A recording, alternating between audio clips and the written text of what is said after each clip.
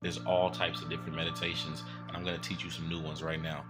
So the first type of meditation is transcendental. Transcendental meditation is when you repeat a word or a phrase, otherwise known as mantra meditation. And in this type of meditation, you're trying to get in tune with the self again. You're affirming positive affirmations to manifest the reality you want, to get back into the oneness state, the Godhead state. Now, this type of meditation is called vipassana. You're following the mind constantly. Usually involves being in a quiet place, sitting down and being contemplated, following the thoughts, but not capturing any of them. Never holding the thought, just letting the thought do as it may, unfettered, unstopped, uninhibited by your own conscious mind. All right. Then you have Zazin meditation, where you're following the breath instead of the mind. Right.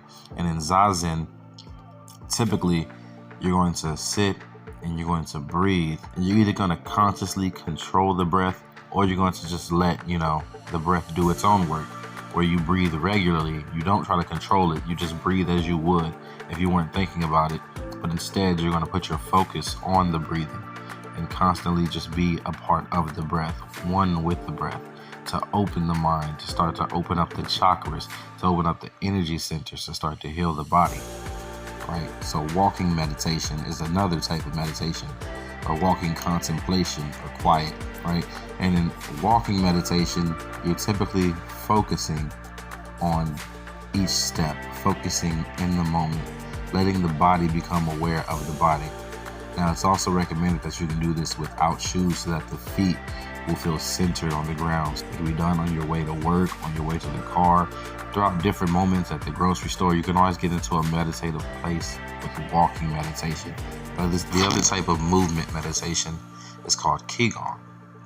Qigong is moving energy through the body, right? So in Qigong, typically you're practicing on opening the chakra centers.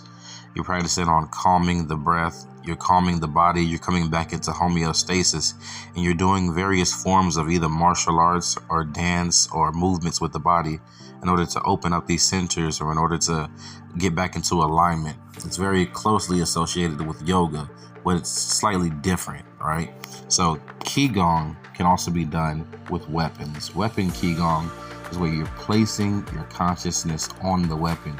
You're using the energy of your body and taking your mind, and instead of placing your mind on your hand or your arm or your body and focusing on that, you're focusing your energy into the material you're using, the sword, the bow staff, the nunchucks, the nunchaka, all these different things, so that you may place your energy there and use it to freely flow with it. So these different types of meditation are all good forms to help you get started on your path to oneness, to awakening, to higher conscious levels.